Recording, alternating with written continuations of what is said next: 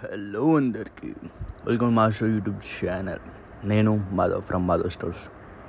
ఇగోండి, ఈరోజు అయితే మేము ముందైతే ఫిష్ బ్రషెస్ అనే పట్టుకొని వచ్చినమాట. ఇగోండి, ఇప్పుడైనా మా స్టాక్ వచ్చింది ఫిష్ బ్రషెస్ది. ఇగోండి, 1 నంబర్ క్వాలిటీ ఉంటాయి,